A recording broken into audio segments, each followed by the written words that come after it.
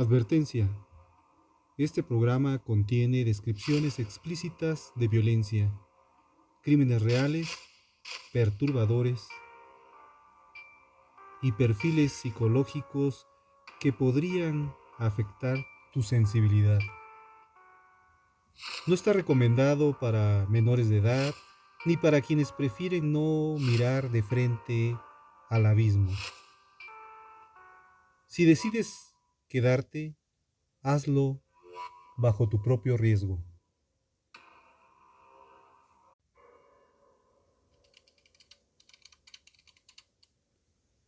Hay lugares donde el silencio no es paz, sino el eco de lo que alguna vez respiró.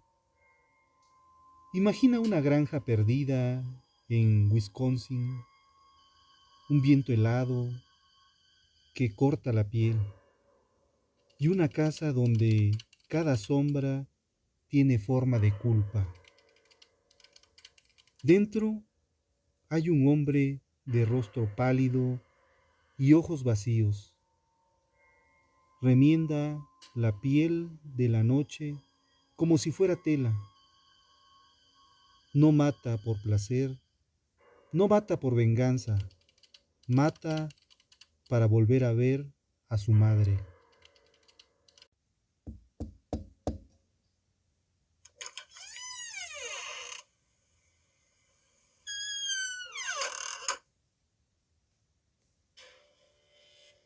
Su nombre era Ed Gein, pero el mundo lo recordará como el artesano del terror, el hombre que transformó la muerte en mobiliario, la culpa en costura y la ausencia en un altar de carne.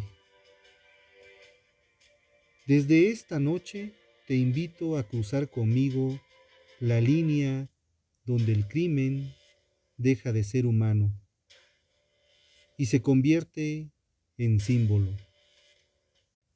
porque en Plainfield hasta los muertos sabían su nombre.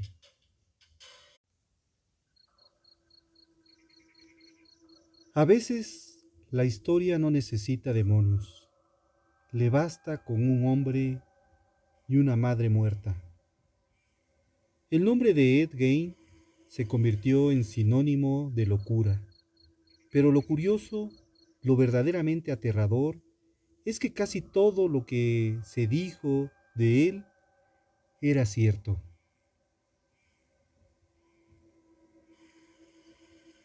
Año 1957.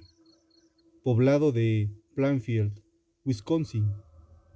Apenas 700 almas y un silencio de pueblo que parecía eterno.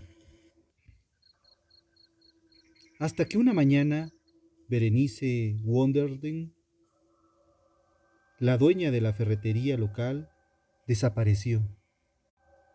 El recibo de venta marcaba algo sencillo: anticongelante, cliente Ed Gein. Esa noche, los oficiales decidieron ir a la granja del hombre tranquilo, el que ayudaba a reparar cercas y el que todos creían inofensivo.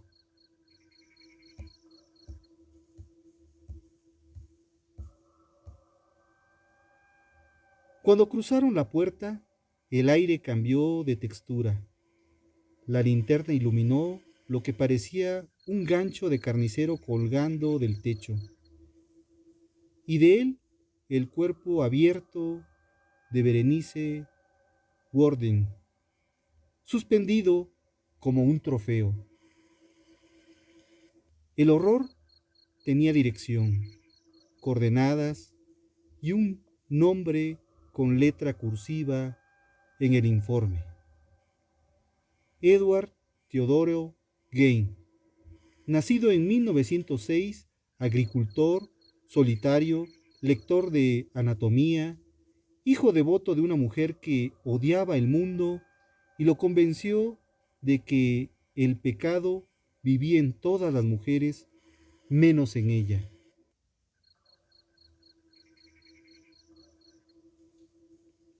La prensa lo llamó el carnicero de Plainfield, pero los psiquiatras, cuando abrieron su mente, descubrieron algo más complejo que el simple sadismo. Descubrieron un hombre que no cazaba por placer, sino por reconstrucción. De su granja emergieron más de 30 objetos confeccionados con rostros humanos, sillas tapizadas con piel, máscaras hechas con rostros femeninos, lámparas que parecían llorar desde las costuras. Aquello no era una casa, era un museo del duelo, un santuario grotesco dedicado a su madre Augusta, muerta en 1945 y aún viva en cada hebra de piel que él cosía con devoción.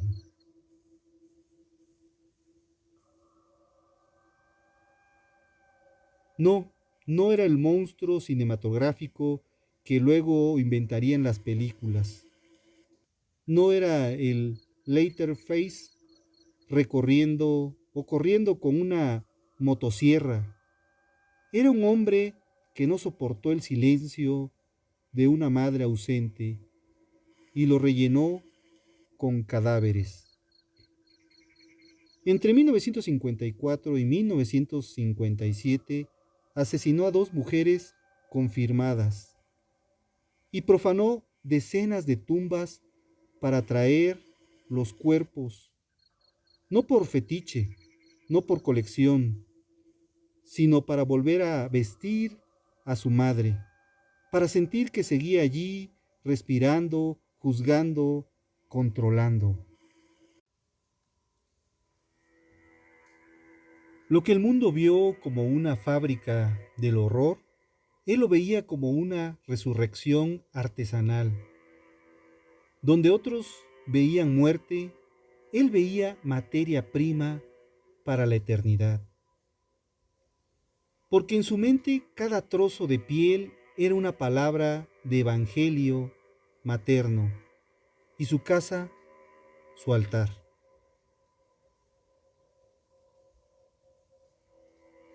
Así comienza la verdadera historia de Ed Gein, el hombre que transformó el amor en disección, la fe en costura y la soledad en un laboratorio de fantasmas.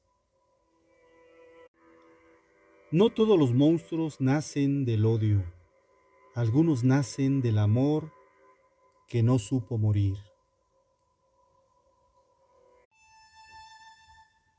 La infancia del silencio. Cada asesino tiene un origen, pero el caso de Ed Gein, el origen no fue una bala, sino una palabra: pecado. Nació el 27 de agosto de 1906 en una casa pequeña del condado de La Crosse, Wisconsin. Su padre, George, era un hombre derrotado por el alcohol y la frustración. Su madre, Augusta, era todo lo contrario. Era fuerte, dominante, temida y devota hasta el fanatismo. Desde niño, Ed aprendió que el mundo era una extensión del infierno, que toda mujer era impura y que solo su madre representaba pureza. Augusta lo aisló del resto de la humanidad, no le permitió amigos, no le permitió amar y cada intento de curiosidad fue castigado con la culpa y la oración.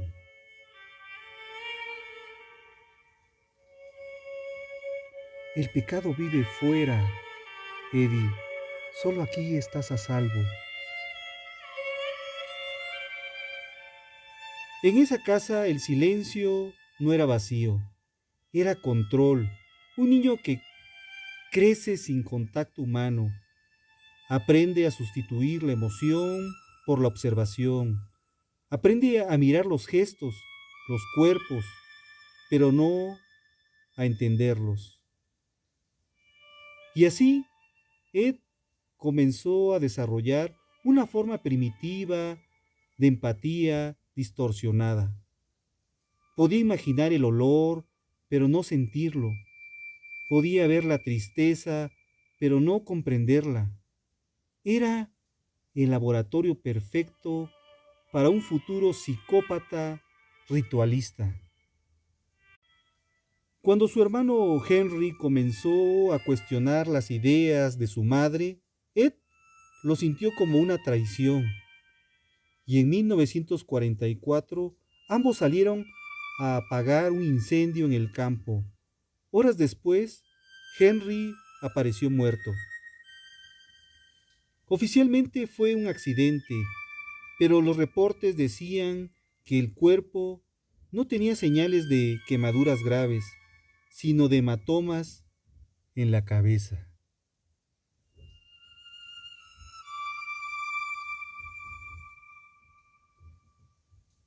A veces el primer crimen se disfraza de tragedia.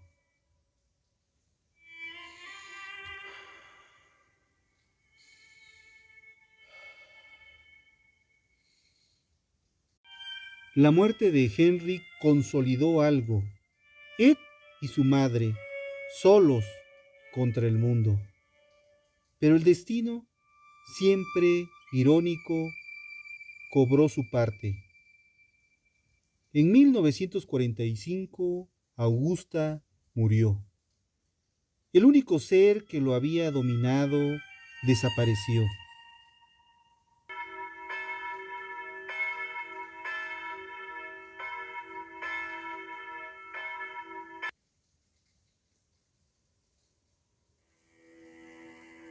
Y ese día, Edward Gain también murió.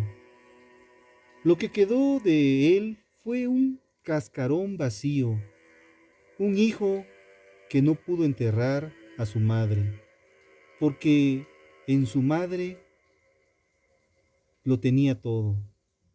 En su mente ella seguía viva. Desde entonces la casa se convirtió en su mundo cerrado. Selló las habitaciones donde ella dormía, mantuvo intactos sus muebles, sus cortinas, sus olores. Pero en las demás habitaciones, el polvo y la oscuridad comenzaron a tomar forma. Durante los años siguientes, Ed pasaba las noches leyendo revistas médicas, manuales de anatomía y libros sobre cráneos y experimentos. No buscaba el morbo, buscaba comprensión, quería saber cómo se conserva un cuerpo, cómo se sostiene una piel. Buscaba inconscientemente el manual para reconstruir a su madre.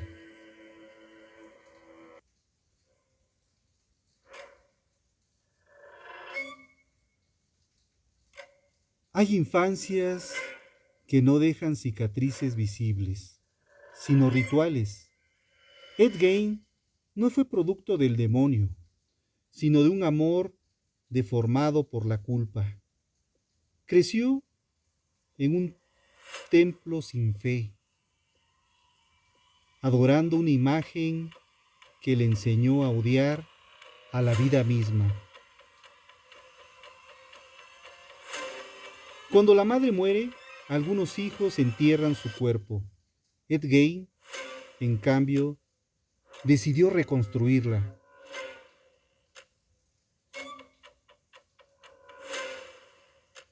Eres mi buen hijo, Eddie.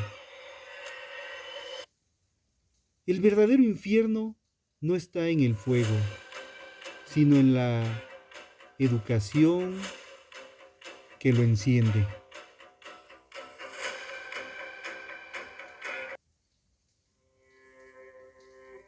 La madre como Dios y verdugo. Hay dioses que crean vida y otros que solo saben destruirla. Para Edward Gain, su madre, Augusta Wilhelmine Gain, no era una mujer, era Dios con delantal, la voz que dictaba lo que estaba bien, lo que era sucio y lo que debía ser castigado. Ella le enseñó que el cuerpo era un envase del pecado, que el deseo era una enfermedad y que las mujeres eran el instrumento del diablo. Y lo repitió tantas veces que esas frases se convirtieron en código genético. Cuando murió, dejó tras de sí algo tan más poderoso que su cuerpo, una voz interna que no callaba nunca.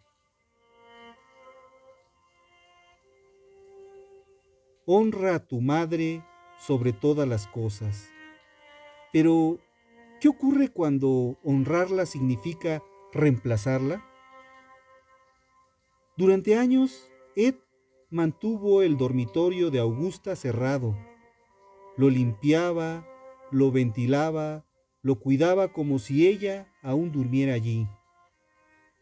Pero en las noches dejaba que todo se escuchara. Se escuchaba el crujir de la madera. Bajaba al sótano. Allí, el hijo devoto se convertía en sacerdote del dolor.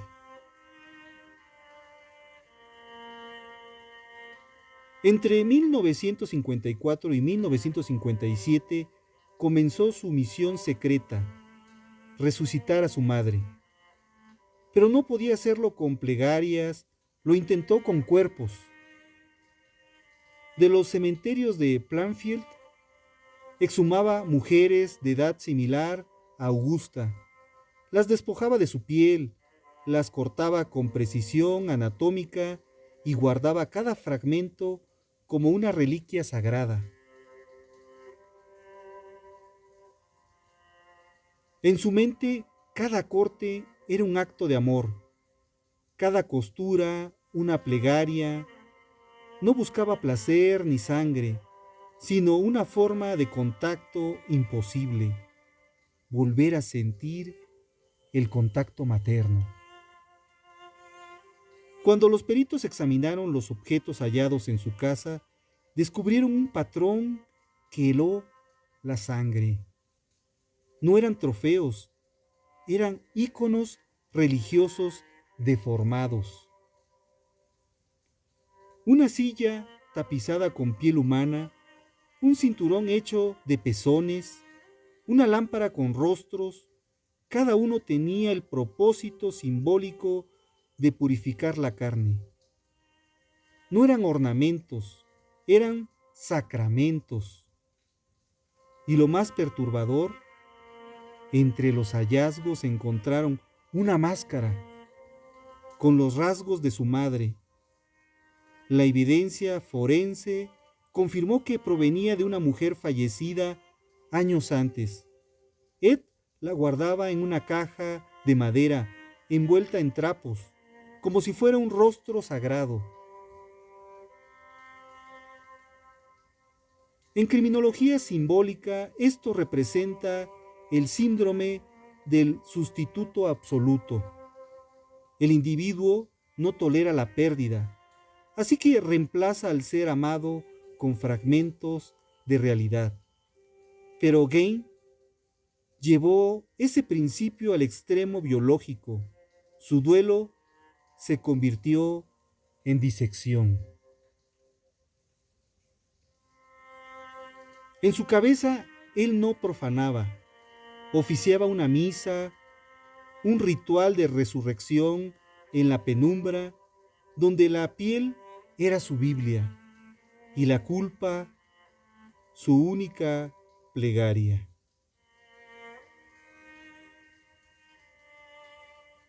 Así la madre dejó de ser una figura del pasado para convertirse en su juez eterno Él no la mató.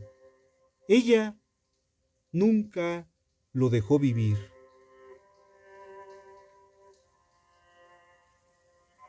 El hijo no heredó la maldad, la confeccionó con los restos de su amor.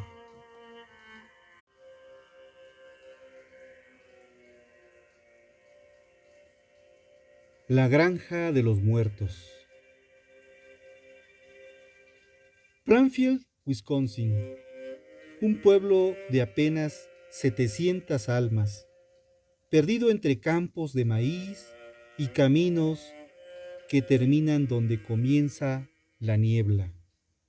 Allí, en la carretera del condado, se levantaba una casa solitaria, paredes agrietadas, pintura amarillenta, ventanas tapiadas. Los lugareños la llamaban la Granja Gain. Nadie sabía que ese lugar era un museo de la muerte, un santuario construido con cuerpos.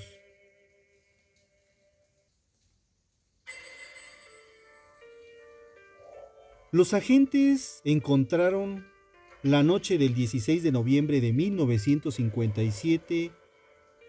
Al principio no olía a cadáver, olía a humedad, a grasa vieja, metal oxidado, pero conforme avanzaron, la linterna reveló lo impensable. En el cobertizo colgaba el cuerpo de Berenice Wonder, abierta del torso al pubis. Suspendida como un animal, estaba decapitada, la cabeza hallada en una bolsa, el corazón dentro de un sartén sobre la estufa. Los oficiales comenzaron a registrar la casa. Lo que hallaron superó toda lógica. Una cadena de máscaras humanas cuidadosamente curadas y secas, sillas tapizadas con piel humana, cuencos hechos con cráneos, una lámpara confeccionada con una cara femenina. En el dormitorio de Gain, las paredes estaban cubiertas de recortes anatómicos y fotografías médicas. Habían restos dispersos, costillas, tibias, una caja con genitales femeninos y en un rincón un gancho hecho con piel y pechos humanos. La escena fue documentada meticulosamente. La unidad forense de Wisconsin realizó un inventario de más de 30 objetos, elaborados con partes humanas. El patrón revelaba precisión. Los cortes eran quirúrgicos, las costuras limpias, los tejidos conservados con químicos domésticos. No era el trabajo de un sádico impulsivo, sino de un artesano obsesivo, metódico, casi científico. La criminología moderna clasifica este tipo de patrón como conducta ritual, compulsiva, de preservación simbólica. El asesino no busca placer físico, sino contacto espiritual con su víctima o su símbolo. Y el símbolo, en este caso, era la madre de Ed Gein.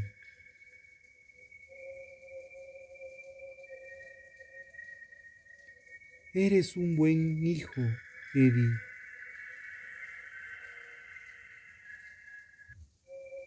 Los agentes notaron que una parte de la casa permanecía intacta. El dormitorio de Augusta Gain, limpio, ordenado, sagrado. El resto de la vivienda era un cementerio interior. El fiscal del condado declaró más tarde: jamás imaginé que el infierno tuviera paredes de madera.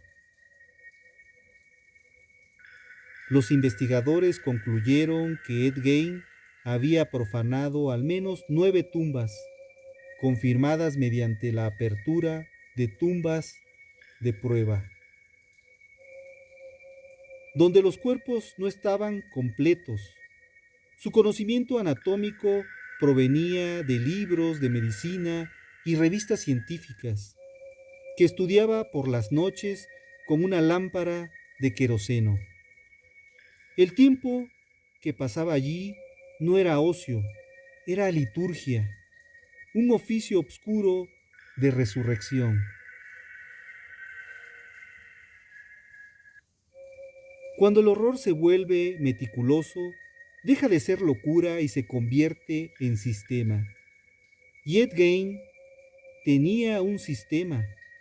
Cada objeto tenía una historia, cada piel un nombre, cada rostro una función simbólica. Su granja no era una casa, era un laboratorio del alma, una capilla levantada con fragmentos de lo que amó y destruyó.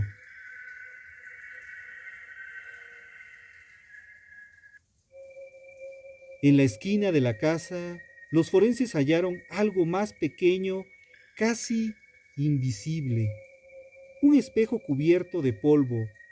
Lo limpiaron y por un instante creyeron ver 2 rostros reflejados, el de Gein y el de una mujer detrás de él.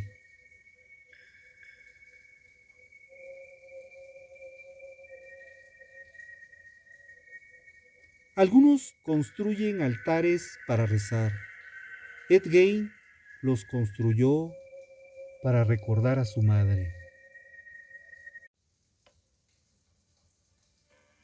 El hallazgo y la escena del horror. El 16 de noviembre de 1957, temperatura 3 grados bajo cero, hora 19:45. El sheriff Art Shelley conduce hasta la granja de Ed Gein, acompañado del suboficial Deputy Warden, hijo de la mujer desaparecida. A simple vista, la casa parecía abandonada. No había luces ni humo en la chimenea, solo un silencio que oprimía el pecho. Pero la puerta del cobertizo estaba entreabierta, y fue allí donde comenzó el descenso a un infierno hecho a mano. La linterna cayó frente a ellos. Colgaba el cuerpo de Berenice Warden, suspendida por los tobillos, abierta desde el esternón hasta el pubis, sin cabeza, el cuerpo drenado, las manos rígidas, la carne aún tibia. Lo que siguió fue una secuencia de horror clínico. En el suelo, huellas recientes, en la estufa un sartén con grasa coagulada, dentro el corazón de la víctima. Los agentes retrocedieron. No era una escena de crimen, era un ritual post-mortem.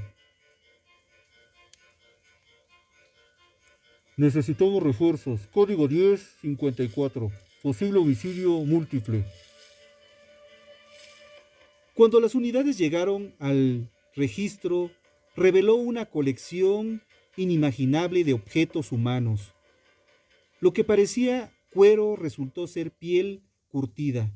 Las máscaras, rostros arrancados con precisión quirúrgica. En el armario, cráneos usados como recipientes. En el refrigerador, fragmentos de cuerpos femeninos. Todo estaba etiquetado, numerado mentalmente. No era desorden, era devoción. Los investigadores descubrieron también el cráneo de Mary Hogan, desaparecida 3 años antes. Ed Gein había admitido: ella está aquí, en mi casa. Cuando lo detuvieron, no se resistió. Miró al sheriff y dijo con calma: no recuerdo haberla matado, pero si dice que lo hice, debe ser verdad. Le pusieron las esposas. Esa noche, Plainfield dejó de ser un pueblo, se convirtió en una pesadilla. Los vecinos, que conocían a Ed como el buen muchacho del mandado, el que ayudaba con las cercas y reparaba los techos, descubrieron que durante años habían vivido al lado de un orfebre de cadáveres. La prensa invadió el lugar. Los titulares de Wisconsin State Journal y de Milwaukee Sentinel hablaron del carnicero de Plainfield. Las fotografías filtradas se convirtieron en mitología visual del horror. El sheriff Shelley, quien presenció el hallazgo, sufrió un colapso nervioso días después. Murió antes de que el juicio comenzara. Algunos dijeron que el horror se lo llevó por dentro. En la historia criminal de Estados Unidos, este caso marcó una frontera, el momento en que la locura dejó de ser abstracción y se convirtió en evidencia tangible. Por primera vez, la policía forense entendió que el crimen podía tener una lógica estética, que podía ser planeado no por odio, sino por amor enfermo hacia su madre. Aquella granja no fue solo el escenario del horror, fue la materialización de un duelo imposible. Ed Gein no coleccionaba cuerpos, coleccionaba la ilusión de compañía, de la compañía de su madre. Mientras los agentes cerraban la puerta, uno de ellos escribió en su informe: nunca volveré a comer carne el resto de mi vida.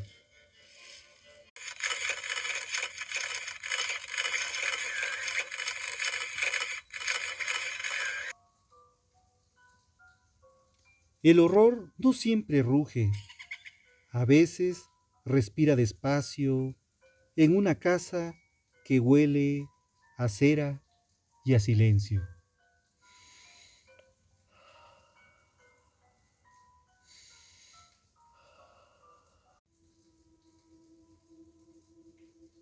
El juicio y la locura. La mañana del 21 de noviembre de 1957, Ed Gein fue trasladado bajo custodia al Centro Psiquiátrico Central del estado de Wisconsin. Tenía el rostro inexpresivo, las manos quietas, la mirada fija en el suelo. Cuando los médicos lo interrogaron, no mostraba remordimiento, solo confusión. ¿Mataste a Berenice Warden?, le preguntaron. Él respondió: no recuerdo haberlo hecho, pero si dicen que fue así, supongo que sí.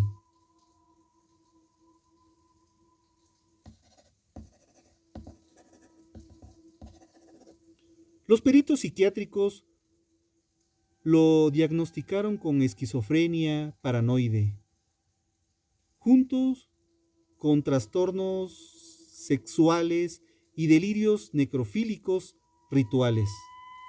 En términos clínicos, no pretendía, no comprendía la naturaleza ni la ilicitud de sus actos. En términos humanos, su realidad se había fracturado en dos: la del hijo que adoraba a su madre y la del hombre que la reconstruía con cuerpos ajenos.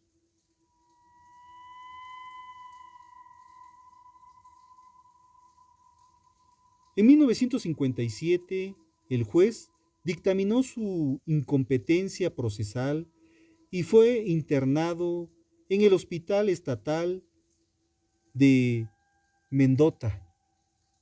Pasaron 11 años antes de que la justicia volviera a pronunciar su nombre.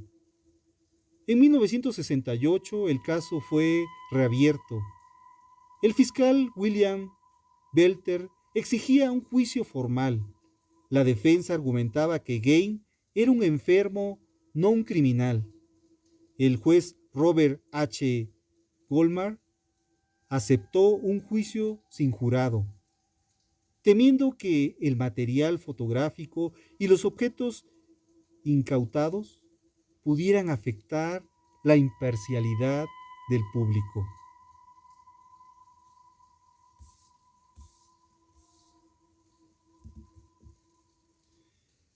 En sala, Ed Gein permaneció en silencio. No lloró, no habló, no se defendió. Escuchaba como si las palabras fueran un idioma extinto, incomprensible. Los testigos describieron las escenas del horror. Los peritos explicaron la mente rota que había detrás. En 1968, el 27 de noviembre, el juez pronunció la frase que selló el caso.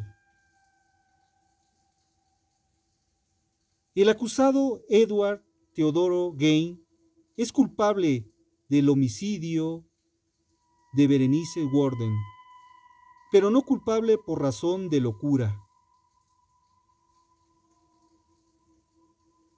No hubo aplausos, ni gritos, ni justicia visible, solo el sonido del papel sellado.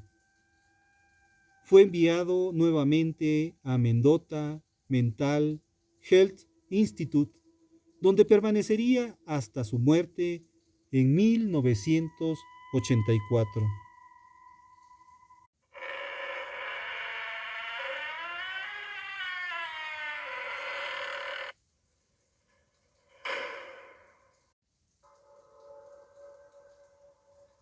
Los doctores que lo trataron aseguraban que Ed pasaba sus días leyendo la Biblia, escuchando radio y sonriendo a las enfermeras.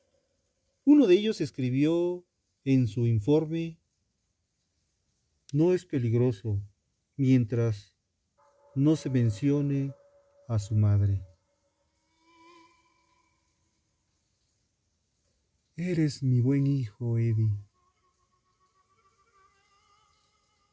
Su mente permaneció intacta en su deformidad. Creía que su madre estaba viva dentro de él, que algún día la vería regresar completa, sin costuras. Murió el 26 de julio de 1984 por insuficiencia respiratoria causada por cáncer. Fue enterrado en Plainfield Cemetery, a pocos metros de las tumbas que había profanado. Irónicamente, la suya también fue profanada años después. Su lápida fue robada y desapareció durante décadas. La justicia lo declaró enfermo. La historia lo declaró inmortal. Y desde entonces, cada película, cada monstruo, cada asesino de ficción lleva, de alguna manera, su ADN simbólico.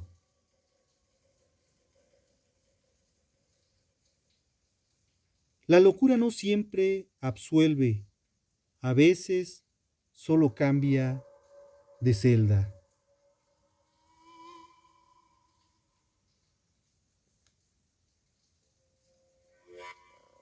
El espejo del cine y la cultura del miedo. Los monstruos del cine tienen nombres, pero todos comparten un mismo rostro, el de Ed Gein. La historia del granjero de Wisconsin traspasó los muros del hospital psiquiátrico y se filtró en la imaginación colectiva como una semilla híbrida, prohibida. Tres directores la recogieron, tres visiones distintas del mismo infierno. Norman Bates, Leatherface y Buffalo Bill. En 1960, Alfred Hitchcock estrena Psicosis. Norman Bates es el hijo que conversa con el cadáver de su madre, que viste su ropa y habla con su voz. En él, Gain renace bajo la forma del hijo poseído. La casa de los Bates es un espejo exacto de la granja Gain, la madre en el ático, la locura en el sótano. Hitchcock no filmó sangre, filmó culpa. Nos mostró el horror del amor que no sabe morir. Sin saberlo, creó la primera psicología cinematográfica del matricidio simbólico. En 1974, Tobe Hooper estrena The Texas Chainsaw Massacre. Leatherface, el asesino que porta máscara hecha de piel humana. Su terror no está en la violencia, sino en la artesanía del espanto. Es Gain convertido en ídolo del caos, el carnicero que no mata por deseo, sino por deber doméstico. Cada máscara que usa representa una identidad diferente, una forma de escapar de sí mismo. Lo que en Gain era un ritual privado, en Leatherface es el rito familiar. En 1991, Jonathan Demme estrena The Silence of the Lambs. Allí aparece Buffalo Bill, el asesino que confeccionaba un traje con piel de mujeres para transformarse en lo que cree que debe ser. Esa es la versión moderna de Gain, la metamorfosis de identidad a través de la carne. Buffalo Bill no busca matar, busca convertirse, y esa es la evolución simbólica del crimen de Plainfield. Pasar del amor enfermizo a la transgresión corporal. En todos ellos, el eco de Augusta Gain sigue vivo, la madre que juzga desde la tumba, el cuerpo que reemplaza la ausencia, la casa que es cárcel y altar. Ed Gein se convirtió sin proponérselo en el prototipo del asesino norteamericano. Un ser cotidiano, vecino amable, cuya locura habita en la normalidad. El miedo dejó de ser sobrenatural para volverse doméstico. ¿Por qué el verdadero terror no vive en los monstruos, sino en la rutina que los cría? En el hombre que desayuna con su madre todos los días, aunque ella lleve muerta 20 años. A partir de Ed Gein, el cine, la literatura, la cultura comenzaron a entender que el horror no es el acto, sino la mente que lo justifica. Que la maldad no grita, susurra. Ed Gein no solo inspiró películas, inspiró un espejo donde todos nos vemos reflejados. En cada máscara, un rostro propio. En cada víctima, una pregunta sin respuesta. Y en cada costura, el recordatorio de que el mal a veces se cose con amor.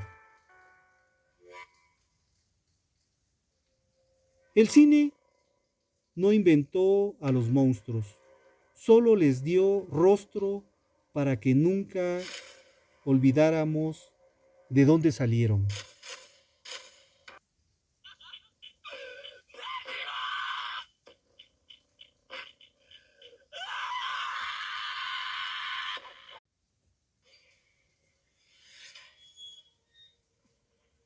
¿Qué mata realmente? ¿El hijo o la madre que lo creó? Cuando la mente humana es arrancada del amor, no siempre se destruye, a veces se reconfigura. En Ed Gein no nació monstruo, fue moldeado, cincelado por una fe deformada, por la culpa heredada, por una madre que amó tanto que terminó anulando. En criminología simbólica decimos que todos los asesinos tienen una firma emocional. La de Ed Gein era la devoción. No matar por poder, ni por placer, sino por la pérdida. No buscaba matar, buscaba reconstruir, pero al hacerlo terminó desfigurando lo más humano, la memoria. Cuando quiso revivir a su madre, lo que resucitó fue el lado oscuro del amor. Y aquí surge el dilema. ¿Qué mata realmente? ¿El hijo que ejecuta el acto o la madre que sembró en él la semilla del odio hacia el mundo? Augusta Gein nunca tocó un arma, pero sus palabras perforaron más profundo que cualquier cuchillo. Ella fue la voz que transformó la ternura en penitencia, la obediencia en condena. Cada crimen de Ed fue una carta enviada a su madre desde el abismo. Y en esa correspondencia el cuerpo de las víctimas fue la tinta. Ed Gein murió en un hospital, pero su historia no terminó ahí, porque el verdadero monstruo no fue su cuchillo, sino el eco de una infancia donde el amor se convirtió en jaula. Y esa es la advertencia que dejo esta noche en tu oído. Cada vez que una madre o un padre o una figura de poder impone el miedo como forma de fe, estás diseñando, sin saberlo, la anatomía del futuro criminal. No hay crimen sin cuna, no hay monstruo sin molde, porque el amor cuando no sabe morir, termina matando.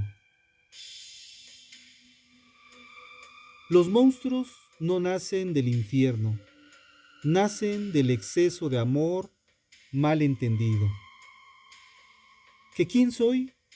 Yo soy Francisco Javier Rivero Sánchez. Soy la voz del podcast de Un asesino entre nosotros. Y esta fue la historia de un hombre que no mató por odio, sino por nostalgia. Escucha, analiza y recuerda. Un asesino entre nosotros no es un podcast sobre el crimen, es un espejo sobre lo que somos capaces de hacer cuando el amor deja de ser humano.